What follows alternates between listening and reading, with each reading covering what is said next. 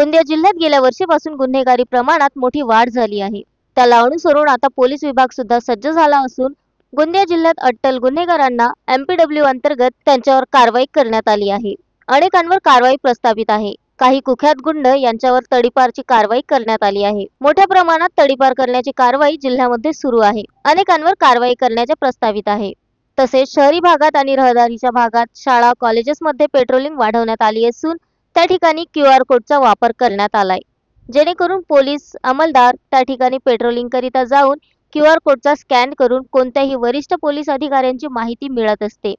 आता गोंदिया जिल्ह्यात गुन्हेगारी कमी करण्यासाठी पोलीस विभागाने आपली कंबर कसली असल्याचे दिसून आले आहे। गोंदिया जिल्ह्यामध्ये प्रिव्हेंटिव्ह ॲक्शन पेट्रोलिंगवर पूर्णपणे फोकस करण्यात येत आहे। यावर्षी सुद्धा आपण 6 MPDA केलेले आहेत।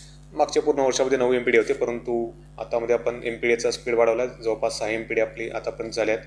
त्याचप्रमाणे तडीपारचे पण आपले बरेच प्रपोजल पास झालेत, काही पाईपलाईनमध्ये आहेत, काही आपण गँगसुद्धा तडीपार करायचे आपले प्रपोजल प्रोसेसमध्ये। जवळपास 3 गँग आपण तडीपार करणार आहोत। तर याच्यामध्ये जे गुन्हेगार आहेत रेकॉर्डवरचे त्यांच्याविरुद्ध आपली योग्य ती ॲक्शन चालू आहे। त्याच्यामध्ये आपण टेक्नॉलॉजीचा वापर करून जे आपल्या शहरातील आणि जिल्ह्यामधील मुख्य भाग आहेत, शाळा असतील, कॉलेजेस असेल, काही बाजारपेठा असतील, त्या ठिकाणी QR कोड लावलेले आहेत।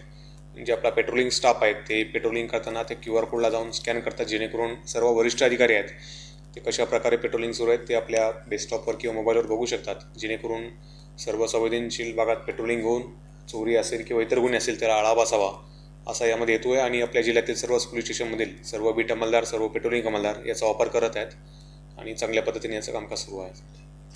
Sunil Kawade, the sting operation news, Gondia. The sting operation news, सत्याचे दुसरे नाव, अन्यायावर लेखणीचा घाव।